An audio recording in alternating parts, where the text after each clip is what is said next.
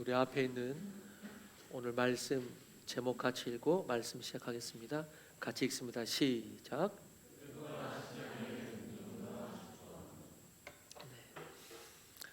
마지막 송년 예배를 드리면서 끝과 시작의 공존과 주권에 대해서 말씀을 나누겠습니다. 얼마 전에 아시다시피 남도 선교회 모임 때문에 완도에 갔는데 해남을 지나서 갑니다. 근데 완도에 갔을 때 이제 바다가 딱 보이기 때문에 완도가 땅끝인가 잠깐 착각했는데 원래는 완도가 섬이기 때문에 땅끝이 아닙니다. 다리로 연결되어 있어서 그냥 땅끝이 아니고 쭉 연결되어 있어서 완도가 끝인가 했는데 완도는 여전히 섬으로 분류가 되고 지금도 땅끝 마을은 해남이 땅끝입니다. 이 육지의 땅끝이죠. 땅끝이 해남을 이야기합니다. 그래서 우리나라 최남단 땅끝 마을이 위치한 해남은 많은 이들이 지금쯤 되면 한 해의 마지막 날이 되면 또 새로운 각오를 다지러 찾아가는 곳인데 서울 경기권에서는 땅끝 마을에 온다고 하면 여정이 쉽지가 않은데 그래도 여기에서는 접근이 쉽지 않나 생각해 봅니다. 저도 아직까지는 연말이라고 해서 땅끝 마을 간다 그렇게 한 적은 한 번도 없는데 한번 해봐도 좋겠다라는 생각도 했습니다. 그래서 31일이나 1월 1일이 1월 1일이 이제 그런 날을 그런 장소를 찾는데 신년 소망 예배가 끝나고 한번 가보는 것도 어떤가 생각을 해봅니다. 내비를 쳐보니까 여기서 특별히 그 땅끝 마을에서 그 땅끝에서 땅끝 전망대가 있습니다. 거기까지가 1시간 반이 걸리고 그리고 그 도착해서 올라가는데 한 30분 정도 약간 가파르다 그러는데 땅끝 전망대로 하는데 30분 정도 올라가야 됩니다. 그래서 생각하기를 등산 동아리를 이제 시작하는데 한번 이번에 다음 주 토요일 이번 주 토요일 아마 등산 동아리가 처음 시작하면서 처음으로 올라가는 산이 가까운 데부터 하자 그래가지고 여기 산림자원연구소하고 뒤하고 연결이 되어 있는데 그 산 이름이 뭔지 아십니까? 네, 식산. 저는 처음 알았는데 산림자원연구소하고 연결된 산 식산입니다. 이제 거길 가기로 했는데 한번 그 해남 땅끝 거기를 30분 등산하고 그리고 식사하고 돌아오고 또 이런 것도 좋지 않나라는 생각을 해봤습니다. 그런데 이 해남 땅끝 마을을 한쪽에서 보면 땅끝이지만 다른 쪽에서 보면 또한 육지의 시작입니다. 그래서 해남을 어떤 도시라고 부르기도 하냐면 끝과 시작의 도시다 이렇게 부릅니다. 끝과 시작. 한쪽에서는 끝이요, 한쪽에서는 시작이기 때문에 그래서 끝과 시작이 공존하는 도시 그럴 때 해남이라고 한다고 이야기를 합니다.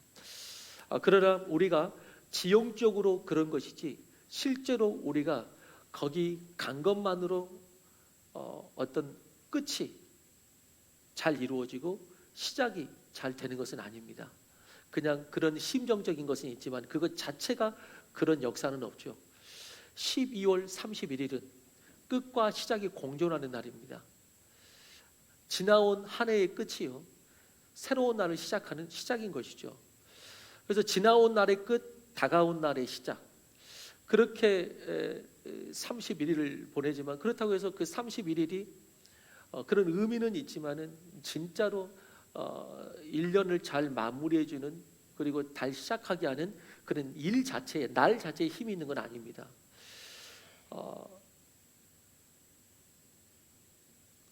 그렇게 보면 모든 날이 끝과 시작이 공존하는 날이라고 할 수 있습니다. 모든 날이 오늘이 지나온 모든 날의 끝이요, 그리고 시작하는 다음 모든 날의 시작이 되는 것입니다. 그래서 모든 날이 끝과 시작의 공존이라고 할 수가 있습니다. 오늘 그렇지만 그 날이나 그 장소만으로 모든 것이 끝날 수 있는 것도 아니고 그 날이나 장소에 갔다고 해서 모든 것이 다 시작되는 것은 아닙니다. 오늘 한 구절의 말씀은 인생과 역사의 끝과 시작이 누구 안에 있는지를 말합니다. 비슷한 표현을 3번 연속해서 표현합니다. 알파와 오메가요, 처음과 나중이요, 시작과 마침이요 라고 말하면서 3번 연속 말하면서 그 끝과 시작을 아시고 주관하신 분이 누구라고 선포하고 있습니까? 하나님이라고 선포를 하고 있습니다. 하나님이 시작과 끝이다 라고 이야기합니다. 여러분, 하나님만 모든 것의 시작과 끝이시며 모든 것의 끝을 아시고 그 끝에서 다시 시작하는 분이십니다. 여러분들, 방금 저도 소식을 들었지만 소식을 또 들으신 분이 이미 아시겠지만은 무안 공항에서 비행기가 폭파했습니다. 그래서 180여 명의 승객이 타고 있었는데 2명 외에는 겨우 살았고 완전히 비행기가 폭발을 해버렸기 때문에, 그래서 무안에 착륙했다는 말은 이 근처 사람일 가능성이 다 있다 이 말입니다. 다 이 근처 사람입니다. 그래서 제주항공이 그렇게 폭파했는데, 그래서 거의 대부분이 다 안타깝게 죽었습니다. 사망했습니다. 여러분, 누구도 인생의 끝을 모릅니다. 너무나 안타깝죠. 너무나 안타깝죠. 근데 한편으로 또 생각합니다. 주여, 누구도 인생의 끝을 모릅니다. 하나님만이 아십니다. 하나님만이. 여러분, 끝을 나는 언제든지 준비할 수 있어. 조금 나중에 조금 더 열심히 믿어보지 뭐. 조금 나중에 이런 일 좀 해보지 뭐. 이게 아니고 오늘이 끝이고 오늘이 시작입니다. 오늘 우리가 있는 하루가 끝과 시작이 공존하는 하루입니다. 끝임을 알고 오늘 하루를 살고 또 시작임을 알고 오늘 하루를 살 때 하루하루가 소중하고 하루하루가 주님 앞에서 그렇게 잘 살아야 되는 것입니다. 오늘 하루가 끝이 될 수도 있고 오늘 하루가 시작이 될 수도 있고 오늘 하루가 이 땅에서 시작이 아니고 갑자기 천국에서 시작일 수도 있고, 아니 갑자기 지옥에서 시작일 수도 있습니다. 끝인 시작과 연결되기 때문에. 여러분, 하나님만이 모든 것의 시작과 끝이시며 모든 것의 끝을 아시고 그 끝에서 다시 또 시작하실 수 있는 분이 하나님이십니다. 우리는 한 해의 마지막 주일을 이렇게 보내면서 하나님 안에서 마무리를 잘하고 또 하나님 안에서 새로운 시작이 되기를 바라는 것입니다. 먼저 그런 의미에서 먼저 묵상하는 건 뭐냐면, 하나님께서 끝을 만드셨다는 것이 얼마나 축복인지 모릅니다. 여러분, 우리는 하나님이 시작만 만든 것이 아닙니다. 하나님께서는 창세기에 창조할 때도 하루의 시작과 끝을 다 만드셨습니다. 시작만 만드신 것이 아니에요. 그런데 그 끝을 만드셨다는 것이 얼마나 축복인지 모릅니다. 끝을 만드셨다는 것이. 하나님은 창조하시면서 하루의 시작도 있지만 끝도 있습니다. 하루의 끝도 있어요. 그럼 만약 하루에 끝이 없다면 어떻겠습니까? 그게 축복일 수 있겠습니까? 만약 오늘따라 힘든 일이 있었다. 오늘따라 힘든 일이 있었는데 근데 그 하루가 끝나질 않는다. 그럼 어떻겠습니까? 밤새 고민하는 문제도 있을 수 있지만 그래도 하루의 밤을 만드시고 끝을 만드시고 내일 다시 새로운 시작을 할 수 있는 마음을 주신 것이 감사하는 것입니다. 그래서 끝이 있다는 것이 얼마나 축복인지 모릅니다. 한 해도 마찬가지입니다. 한 해의 끝이 있어서 우리는 묵은 것을 정리하고 또다시 새로운 마음을 다질 수 있는 계기가 되고 시간이 됩니다. 특별히 아까도 말씀드린 것처럼 만약에 올 한 해 내 안에 상처가 있고 아픔이 있고 어떤 사건 사고가 있다. 그런데 그것이 다른 어느 해보다도 올 한 해가 좀 힘들었다. 그런데 그것이 계속된다면 어떻게 되겠습니까? 그 한 해가 끝나지 않고. 여러분, 그 해난 간다고 해결되는 것이 아니에요. 31일이라고 해결되는 것이 아니에요. 여러분, 끝을 창조하신 주님이 그 마음을 만지시고 치유하시고 끝을 선언하실 때 진정으로 잘 끝날 수 있는 것입니다. 그게 가능해요. 여러분들은 어떠신지 모르겠지만 인생이 영생불사로 영원히 살고 끝이 없다면 어떻겠습니까? 저는 개인적으로 그것을 원치 않습니다. 저는 그것을 원치 않습니다. 그러면 사람은 절대 하나님을 믿지 않을 것입니다. 영생불사로 오래 계속 산다면 절대 사람은 하나님을 믿지 않을 것입니다.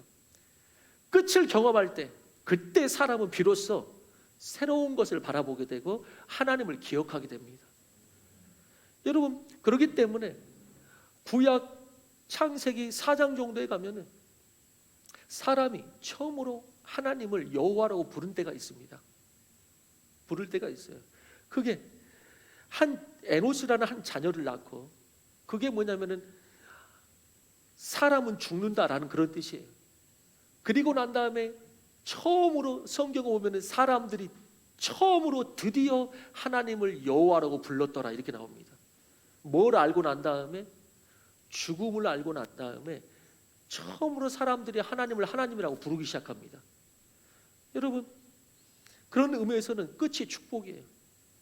인생의 죽음을 알 때 그때 하나님을 만나게 됩니다. 삶 가운데서도 끝이 있을 때 오히려 그것이 축복이 되는 것입니다. 여러분, 그래서 끝이 있다는 것은 우리에게 축복이에요. 그런데 그 끝이 주님 안에서, 그 끝의 주관자이신 주님 안에서 잘 끝나야겠죠. 그래서 첫 번째 대지입니다. 같이 읽어보겠습니다. 첫 번째 대지 시작. 끝내주시는 하나님. 여러분, 우리만의 끝내주다라는 말이 있습니다. 끝내주다. 어디 식당에 가서 이 집 음식 맛이 끝내준다, 국물 맛이 끝내준다. 어떤 일을 하고 난 다음에 그걸 잘했으면 끝내주게 잘했다, 이렇게 말, 끝내주게 잘했다. 사전적으로는 이 끝내주다라는 말이 아주 좋고 굉장하다, 잘했다 이런 말이에요. 아주 좋고 굉장하다 라는 뜻이에요. 여러분, 우리 주님께 우리의 아픔을 맡기면 그분이 끝내주시는데 그냥 끝이 아니고 말 그대로 아주 잘했다는 그런 뜻으로서 두 가지 뜻을 담으면서 끝내주시는 하나님이라는 것입니다. 어떻게 하나님은 끝내시는가? 아주 굉장하게, 아주 좋게 모든 것이 합력하여 선을 이루도록 끝내주시는 하나님. 그런 의미에서 그 끝이 하나님께 있지만 그 끝을 또한 아름답게 끝내주시는 하나님이라는 것입니다.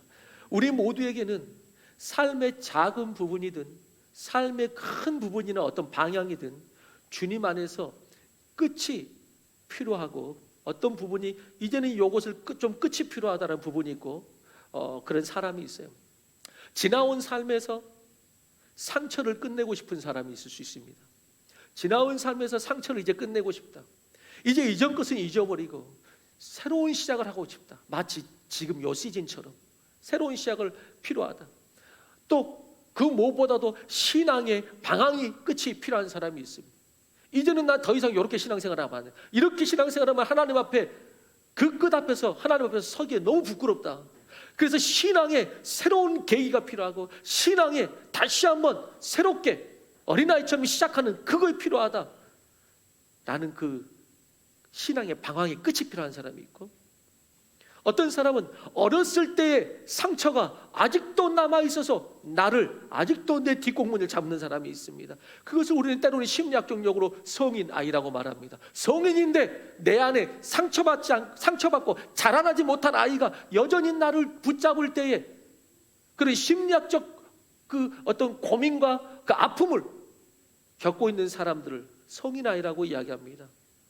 내 삶의 길목에서 자꾸 그것이 이제 끝났으면 좋겠는데 그 성인 아이가 여전히 내 삶의 길목에서 중요한 순간마다 내 뒷덜미를 잡는 것이죠. 무너뜨리기도 합니다. 저는 이렇게 어떤 것인가는 이제 끝을 선포하고 싶다 라고 하는 분들에게 오늘 말씀을 선포합니다. 주님은 처음과 나중이요 시작과 끝이십니다. 주님은 시작도 하시지만 끝도 창조하셨고 그 끝을 가장 잘 마무리하실 수 있는 분이 누구냐? 끝내주시는 하나님. 그 끝내주신 하나님이 그 끝을 가장 아름답고 위대하게 끝내십니다. 주님은 억지로 잊어버리거나 묻어두고 외면하는 것이 아니라 아름다운 끝을 주십니다. 왜 그런 끝이 필요하느냐? 그래야지 제대로 시작하기 때문에 그렇습니다. 그 끝이 계속 나를 붙잡고 있으면 시작하기가 쉽지가 않습니다. 그래서 끝내주시는 하나님이세요. 끝내주시는 하나님. 오늘 송년 마지막 예배이고 내일 모레면 올해 마지막 날입니다. 이렇게 한 해의 마지막을 만드신 것 자체가 감사하고, 더불어 올 한 해 주님 안에서 묵은 것들을 끝내고 상처와 아픔을 끝내실 수 있는 하나님의 주권이 은혜 가운데 우리 가운데 임하기를 축원하는 것입니다. 그런 의미에서 우리 앞뒤 옆사람 한번 인사했으면 좋겠습니다. 어떻게 인사할까요? 하나님은 당신을 어떻게 해야 되죠? 당신을 끝내실 겁니다. 어떻게 해야 돼? 하나님은 끝내주십니다. 발음 대신 이거 뉘앙스를 조금 잘해야 돼요. 너는 끝났어. 이런 식으로 하면 안 되고, 하나님은 어떻게 뭐라고 다시 말해봐. 끝내주십니다. 옆 사람에게 다시 한번 시작. 네, 두 번째 대지입니다. 같이 읽습니다. 시작. 끝과 시작은 공존한다고 하였습니다. 이 끝이 진정 아름다워지려면은 시작이 있어야 됩니다. 시작이 없는 끝은 좌절이요, 허무요, 아무것도 아닙니다. 실패입니다. 죄악된 삶을 끝낸 것이 진정 아름다우려면 믿음의 시작이 있어야 됩니다. 죽음이 복되려면 천국 소망이 시작이 돼야 됩니다. 시작이 없는 끝은 허무한 것이죠. 근데 주님께서는 끝내실 뿐만 아니고 그 앞에 새로운 시작을 주십니다. 요즘 한 달 안에 장례식을 3번을 다녀왔습니다. 3번을 다녀왔는데 제 나이 정도 되면 친구들이나 지인들의 부모님의 그 부고 소식을 많이 듣게 됩니다. 그래서 3번이나 다녀왔어요. 그 3번을 다녀오면서 생각해 보니까 저보다 뭐 연배이신 분들도 있겠지만은 있고 또 더 잘 아시겠지만은 그냥 2번이면 두 번 하면 끝나더라고요. 뭐가 2번이냐? 보니까 젊었을 때는 이제 청년 때나 젊었을 때는 결혼식을 많이 가고, 또 저는 청년 사회 갔기 때문에 얼마나 결혼식을 많이 갔겠어요. 젊었을 때는 나 결혼하고 또 친구 결혼식 가고, 젊었을 때는 결혼식 많이 가고, 그러다가 조금 나이가 드니까 이제 그 친구들의 부모님 돌아가신 거 장례식 많이 가고, 그 다음에 여기 조금 지나잖아요. 그러면 이제 제가 이제 친구들 자기 자녀들 결혼시킨다고 이제 다시 또 결혼식 많이 가다가 자기 자녀를 그러다가 이제 친구들 나 다 죽는 거죠. 또 장례식 갔다가. 그래서 결혼 장례 하면 인생 끝나요. 2번 하면은 2번 하면 인생이 끝나요. 여러분, 장례식에 가면 그래서 자연스럽게 생각하는 것이 있습니다. 그것은 죽음과 생명입니다. 죽음과 생명. 끝과 시작이 공존하는 것이죠. 특별히 믿음의 사람의 장례식은 살았던 인생보다 더욱 아름답고 복된 시작이 있습니다. 믿지 않는 사람의 장례식은 죽음의 색깔이 더 강해요. 그렇죠. 믿는 사람의 장례식은 죽음도 있지만은 시작이 분명하게 거기에 공존합니다. 오히려 죽음이 아름다운 통로가 되어서 더욱더 선명하고 가장 복된 영광의 시작을 찬양하는 것이 믿는 자의 장례식이에요. 그렇습니다. 이 시작이 있기에 끝이 있고, 이 끝이 있기에 시작이 있는 것이. 여러분, 우리가 개 이름이 이제 도레미파 솔라시도면은, 여러분 도레미파 솔라시도의 그 뜻이 뭡니까? 오리지널한 뜻이 있죠. 우리가 동요 같은 걸로 부를 때는 이제 다른 걸로 부르죠. 뭐 도는 레는 레모네레 하면서 이제 그 단어들을 앞자를 여러 가지로 갖다 붙여서 부르지만은, 처음에 도레미파 솔라시도가 처음에 만들어질 때 그때의 뜻은 이런 뜻이었습니다. 도. 자, 앞에 띄워지는 도가 이거였죠. 도 도미너스, 라틴어에 해당이 되죠. 하나님을 뜻하고, 레조넌스에서 음성, 하나님의 음성, 울림을 뜻하고, 미라클, 기적, 패밀리아, 가족이나 제자, 솔루션, 하나님의 사랑과 구원, 입술, 상투스, 거룩, 도미너스, 하나님. 그래서 도레미파 솔라시도 기본적으로 음악이 창조될 때 자체가 거의 기독교를 배경으로 해서 창조가 되었기 때문에, 만들어졌기 때문에 도레미파 솔라시도 자체가 거기 안에 신앙이 다 들어 있습니다. 근데 이 음악의 시작과 끝이 뭡니까? 도미너스에서 도미너스로 끝납니다. 하나님에서 하나님에 끝나요. 그래서 어떤 사람은 그렇게 말했습니다. 우리가 음악의 이 도레미파 솔라시도의 기본 화음을 말하라면 기본 화음이 도미솔입니다. 도미솔. 그러면은 도는 도미너스고, 미는 기적이고, 솔은 하나님의 사랑을 이야기합니다. 그래서 모든 음악의 기본은 뭐냐? 도미솔 화음이다. 그러면서 하나님의 사랑이 기적이다. 이렇게 말씀하시는, 의미 있게 말하는 분이 있습니다. 하나님의 사랑의 기적, 그것이 화음이다 라고 이야기합니다. 그래서 시작과 끝이 하나님이시죠. 여기 어떤 분들은 아까 끝이 필요했던 것처럼 시작이 필요한 사람들이 있을 것입니다. 나는 좀 시작이 필요합니다. 연결되어 있기도 하지만 새로운 일과 계획 앞에서, 새로운 관계 앞에서, 새로운 도시와 환경 앞에서 무엇보다 믿음의 새로운 시작이 필요한 사람들, 하나님은 모든 것을 새롭게 하시고 아무것도 없는 것에서 있게 하시는, 다시 시작하시는 하나님이시기 때문에 특별히 여러분들 가운데 다시 시작하는 이 시작의 힘이 필요하다. 시작의 힘이 필요하다. 하나님이 그 시작이 되심을 믿으시기 바랍니다. 얼마나 많은 사람들이 인생의 끝에서 하나님을 만나고 다시 시작하는 것을 보게 됩니다. 인생이 시작하면은 온전한 시작이 안 되고 얼마나 많은 실패가 있고 세상이 어그러집니까? 그렇지만 하나님이 시작하면은 하나님이 끝을 내십니다. 하나님이 가장 아름답게. 하나님이 시작하시면은 이전보다 더 아름답고 복된 삶을 삽니다.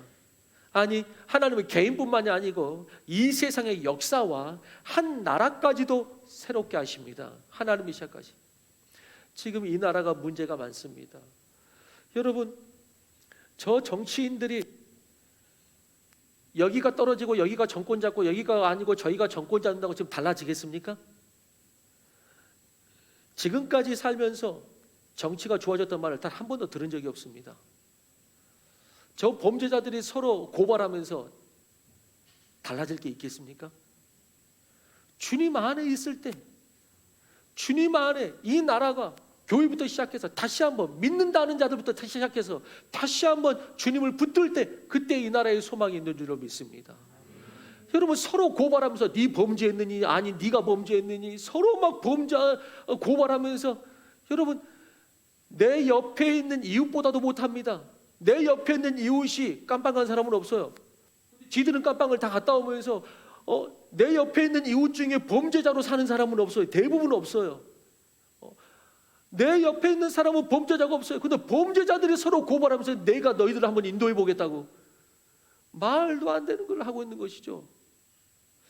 여러분, 그래도 그나마 믿는다는 자가, 아무리 정치인이어도 믿는다는 자가 그래도 고난을 받더라도 이 믿음으로 내가 이 영역에서, 이 정치라는 영역에 불러주셨으니 믿는 자가 내가 믿음으로 내가 어떻게 되더라도 내가 이 가치관으로 내가 해보겠다. 그래도 크리스찬이 있으면 그래도 조금씩 소망이 있는 것입니다. 그런 나라가 돼야 되는 것이죠. 여러분,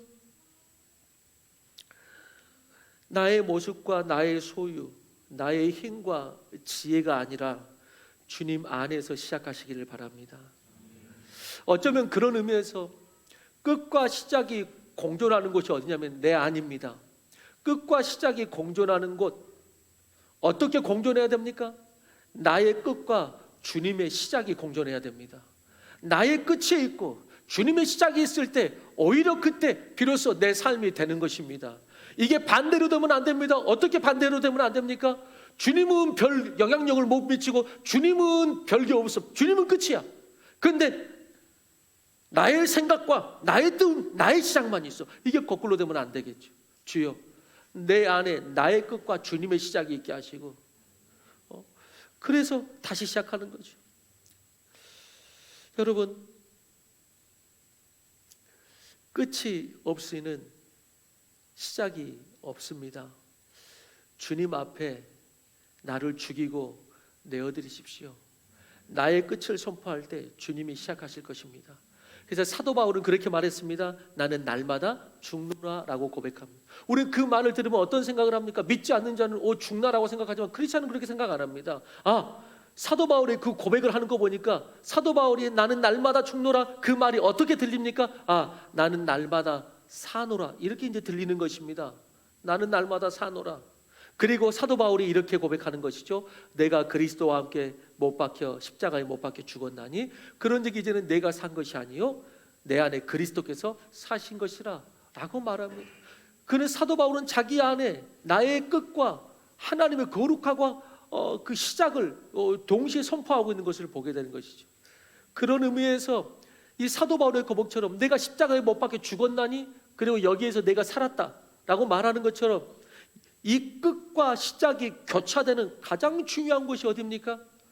그것이 십자가입니다.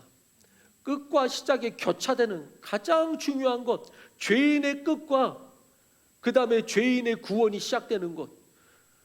그래서 그것이 있는 것이 십자가예요. 나의 끝과 그리고 나의 구원의 시작이 있는 것. 예수님은 어떤 죄인도 십자가에서 끝을 내셨습니다. 어떤 죄인도 십자가에서 다시 시작할 수 있도록 하신 것입니다. 우리 모든 인생은 완벽하지 않기 때문에, 아니 그럴 수도 없는 연약한 죄인이기 때문에 누구든지 새로운 시작이 필요합니다. 하나님은 어떤 작은 자도, 연약한 자도, 상처 입은 자도, 부족한 자도 그것에 대한 끝을 선포하시고 그리고 다시 시작하게 하시며, 또한 그분이 아름답게 또 끝 맺어주시는 그런 하나님, 이기게 하시고 승리로 그 인생을 마무리하시는 그런 하나님이십니다. 여러분, 우리가 아무리 연약하고 아무리 작고 아무리 부족해도 내 힘으로 시작하는 것이 아니고, 아무리 부족해도 주님 안에서 시작하면 주님께서 아름답게 인도해 주십니다. 여러분, 이것을 말씀으로도 믿지만은, 이것을 진실로 내 삶 가운데 그걸 의지하고 산 자들은, 그걸 본 자들은 그냥 99%도 아니고 100%로 그냥 당연하게 고백합니다. 당연하지. 그리고 그 100%의 믿음이 있기 때문에 결코 마음이 흔들리지 않습니다. 결코 마음이 흔들리지 않습니다. 그게 믿음이요. 그게 믿음이요. 하나님은 내 힘이 있고 내 지혜가 있고 내 능력이 있고 나는 뭔가를 내가 맘만 먹으면 할 수 있다. 여러분, 그런다고 하는 게 아닙니다. 그런다고 하는 게 아닙니다. 나는 맘만 먹으면 할 수 있어. 나는 맘만 먹으면. 아닙니다. 아닙니다. 오늘 사고를 당하신 그분들에게 정말 마음 아프고 또 가족들에게 정말 위로가 있기를 바라지만은, 여러분, 아까도 말씀드렸듯이 그 끝을 누가 알겠습니까? 나는 내가 맘만 먹으면 할 수 있어. 우리가 내일 어떻게 해야 될지 할 수 있습니까? 진짜? 모릅니다. 할 수 있는 정도가 아니, 할 수 있다 없다 정도가 아니고 아예 내 존재 잔초가 있다 해서 끝날 수도 있습니다. 누가 그걸로 보장할 수 있겠습니까? 누가 그것을? 근데 주님께서 아무리 내가 연약하고 아무리 내가 부족하고 가진 것 없고 세상적인 힘 별로 없어도 내가 주님 안에서, 그 시작의 창조자이신 그 주님 안에서 내가 다시 시작하리라. 그러면 주님께서 그 어떤 것보다도 아름답게 인도해 주시고, 내 시작은 미약하였으나 내 나중은 창대하리라. 그렇게 끝을 맺어 주시는 것입니다. 기독교 판타지 소설로서 유명한 책으로 세상 사람들에게도 알려진 가장 유명한 영화화된 두 가지 책 그리고 영화가 있다면 C.S. 루이스의 나니와 연대기와 그 다음에 돌킨의 반지의 제왕입니다. 나니와 연대기와 반지의 제왕은 기독교 작가들의 복음을 담아놓은 가장 유명한 책이고 세상적으로도 유명한 영화들입니다. 이 두 이야기는 둘 다 기독교적 내용을 판타지 소설로 만든 것이고 둘 다 비슷한 이야기의 맥락을 가지고 있습니다. 이 이야기는 인간의 역사가 선과 악 사이의 전투라는 것을 보여줍니다. 그래서 거기에 다 전투가 있어요. 그 전투는 다 하나님과 세상 사이, 선과 악 사이 영적 전투를 다 보여주는 것이에요. 보이는 세계 뒤에 영적인 전쟁을 보여줍니다. 그렇기 때문에 나니와 연대기나 여기도 다 이렇게 다른 세상으로 들어갑니다. 중간 세상으로. 나니와 연대기 아이들은 옷장이나 그림을 통해 또 다른 세계로 들어갑니다. 거기서 악과의 전쟁을 치릅니다. 우리가 보이지 않지만 이것이 우리 가운데 있다라는 것이죠. 그리고 반지의 제왕 또한 현실 세계가 아닌, 그러니까 이 둘 다 중간지대, 미들 얼스. 그래서 이 중간지대가 있고, 마치 그러면서 이 나니와 연대기의 옷장을 통해 들어간 세계에서의 전쟁처럼 이 반지의 제왕도 그걸 보여줍니다. 이 작가들은 하나님의 능력 그리고 하나님의 선과 궁극적인 승리에 대한 어떤 진정한 이해를 가지고, 그 영적 전쟁의 이해를 가지고, 그리고 진정한 승리에 대한 이해를 가지고 그 글을 다 쓴 것입니다. 선이 이길 때까지 처음에는 악이 선을 삼키는 것 같지만 최후에는 진정한 왕이신 예수님이 나타나셔서 승리하는 것처럼 반지의 제왕에서는 마침내 모든 왕 중에 왕의 존재 아라곤 왕이 찬란한 모습을 드러냅니다. 나니아 연대기에서는 유다의 사자 아슬란이 어려울 때마다 나타나서 힘을 더해주고 마침내 승리의 그날에 주인공들을 세웁니다. 나니아 연대기의 마지막 편 마지막 장면에 보면 주인공들을 세웁니다. 그리고 그 주인공들이 아슬란이 이 모든 승리의 이 여정 가운데 역사하셨다는 것이 아슬란의 역사였다는 것을 알고 그때 유다의 사자 아슬란이 빛나는 왕으로 보여지게 됩니다. 그래서 그 앞에 경배를 드립니다. 그게 나니아 연대기의 마지막 장면입니다. 여러분 그렇습니다. 이 두 이야기의 주인공들의 공통점이 있다면 그게 뭐냐? 그거는 작가들이 둘 다 이 두 이야기 주인공에서 둘 다 연약하고 작은 자들을 등장시킨다는 것입니다. 연약하고 작은 자들을 등장시킵니다. 반지의 제왕에서는 작은 소인족 속인 호빗을 등장시켜서 그가 승리하게 합니다. 눈부신 활약을 펼칩니다. 나니아 연대기에서는 어떤 큰 용사가 미들월스로 들어가가지고 전쟁하는 것이 아니고 아이들을 주인공으로 등장해가지고 싸우게 합니다. 아이들을. 처음에 이들은 말 그대로 연약한 모습이고 이들이 이런 막대한 사명을 이룰 수 있을까 하는 처음 등장이 나옵니다. 이들이 이런 사명을 이룰 수 있을까는 연약한 모습입니다. 그런데 그들이 자신들에게 맡겨진 그 사명에 어쩌다 보니까 그들이 순종하게 됩니다. 너무나 연약하지만 우리가 할 수 있을까? 그렇지만 그 명령에 순종하게 됩니다. 그것이 그들이 주인공이 될 수 있는 이유였습니다. 그 연약한 자들이 그 호빗과 그 조그마한 아이들이 순종하면서 그들이 용사가 되기 시작합니다.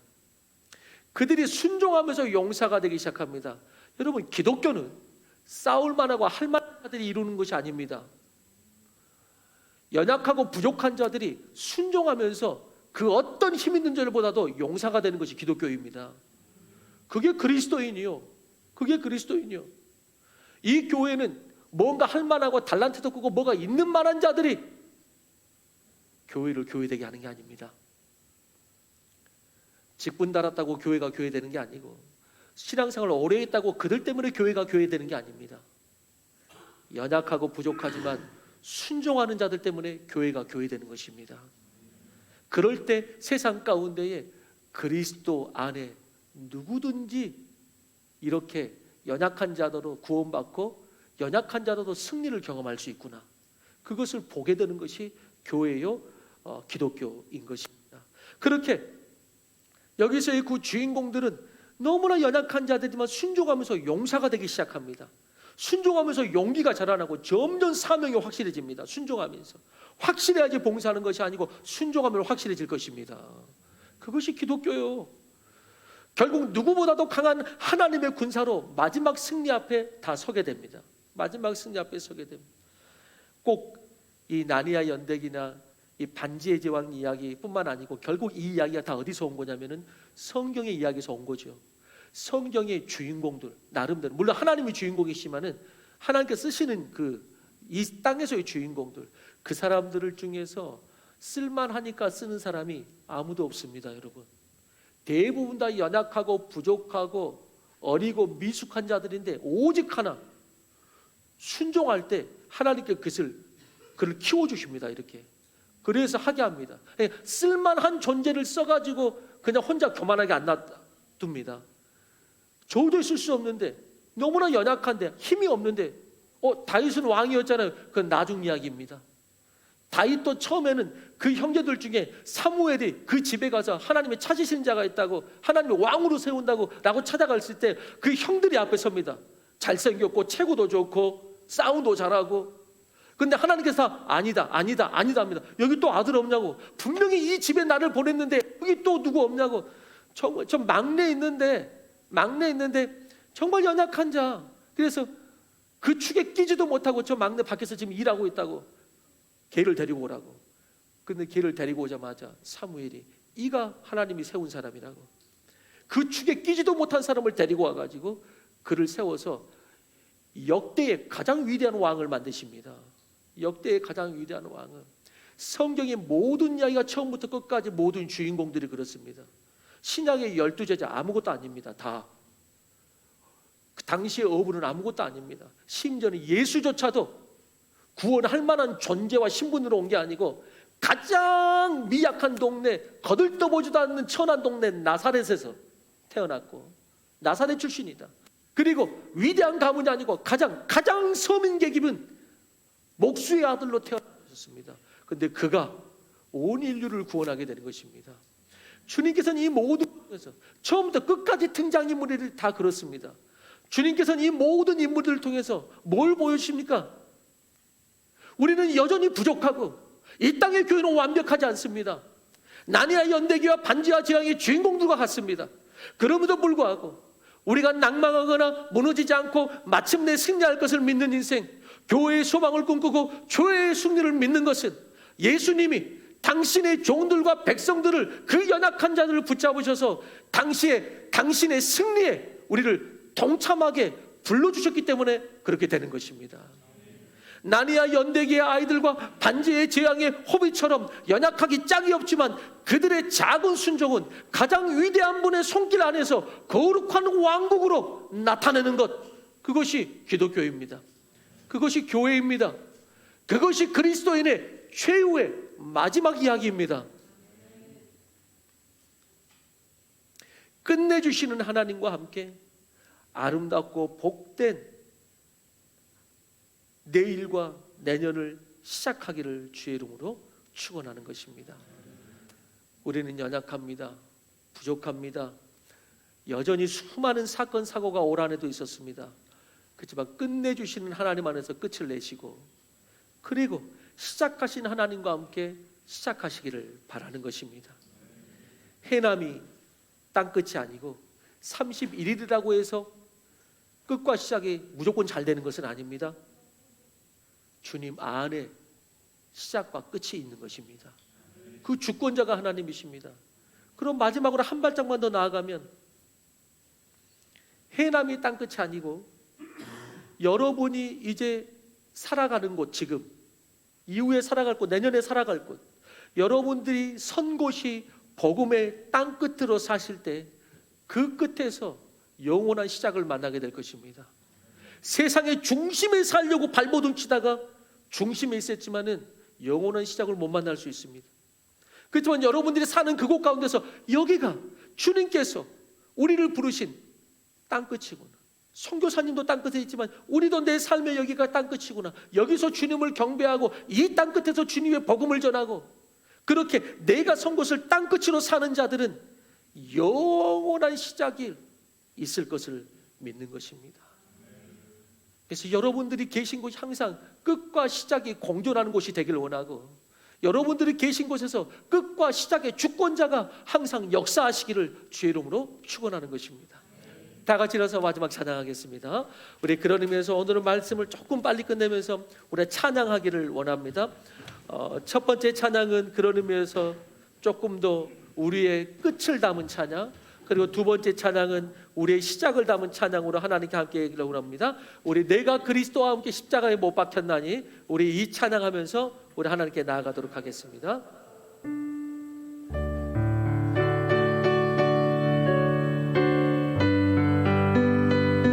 내가 그리스도와 함께 십자가에 못 박혔나니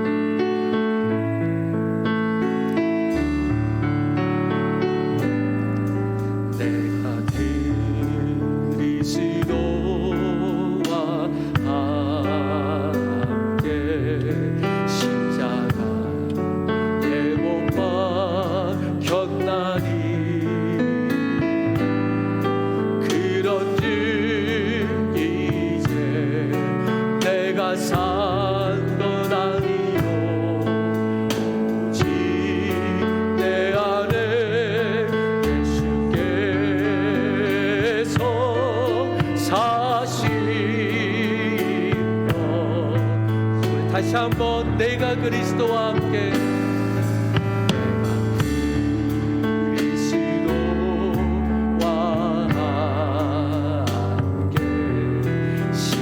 십자가에 못 박혔나니 그런즉 이제 내가 산 것 아니요 오직 내 안에 예수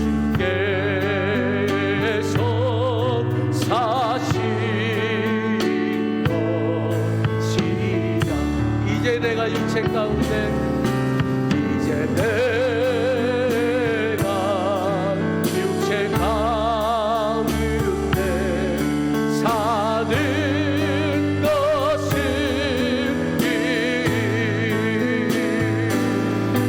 나를 사랑하사 자기 몸 버리신 예수 위에 산 이제 내가 육체 가운데 사는 것은 이제 내가 육체 가운데 사는 것은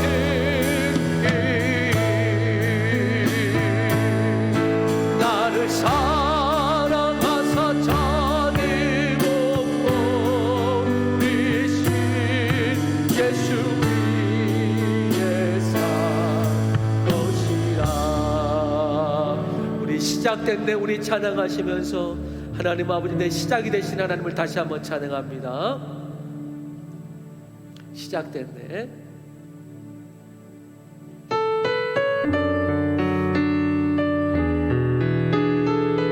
시작된 내 우리 주님의 능력이 나의 삶을 다스리고 새롭게 하네. 시작된 내 우리 주님의 능력이 나의 삶을 다스리고 새롭게 하네. 자유 안에 죄와 사망으로부터 나의 삶은 변한다. 충만 우리 다시 한번 선포합시다. 주님 안에서 시작된 내 시작된 내 우리 주님의 능력이 나의 삶을 다스리고 새롭게 하네. 자유 안에 자유 안에 죄와 사망으로부터 나의 삶은 변하구나. 충만한 은혜로다. 주의 은혜 은혜로다. 주의 은혜 한량없는 주의 은혜 은혜로다. 주의 은혜 변함없는 신실하신 주의 은혜로다. 주의 은혜 은혜로다. 주의 은혜 주의 은혜 한량없는 주의 은혜 은혜로다. 주의 은혜 변함없는 신실하신 주의 은혜. 이제 우리 다 같이 기도하고 난 다음에 이제 축도할 텐데 어떤 분은 알파와 오메가 되신 주님 앞에서 끝이 필요한 분도 계실 테고, 주님 내가 이제 이 사건과 사고를 내가 내 삶에서 끝내고 싶습니다. 주님 이 상처와 아픔을 이제 내가 끝내고 싶습니다. 주님 신앙의 방황을 이제 내가 끝내고 싶습니다 라고 그 끝이 필요한 분이 계실 테고, 어떤 사람은 시작이 필요한 분이 계실 것입니다. 올해 새롭게 시작하는 일이 될 수도 있고, 신앙을 정말 제대로 한번 시작하고 싶습니다. 누가 끌어줘야지 하는 신앙 말고 주님이 나를 끌으시고 내가 순종하는 그 신앙, 누가 말하지 않아도 주님께 기도하고 주님께 예배하고 주님을 전하고 싶고, 그 주님만으로 충분한 그 신앙, 하나님 정말 교회 생활이 아니고 그리스도의 제자의 신앙 진짜 시작하고 싶습니다. 그런 시작이 필요한 분이 계실 겁니다. 오늘 주님, 내 안에 그 끝과 시작의 주권자께서 특별히 연말 시즌에 역사하여 주옵소서. 또 더불어서 우리 개인적으로 또 감동되신 대로 한번 기도하고 제가 축도합니다. 기도하겠습니다.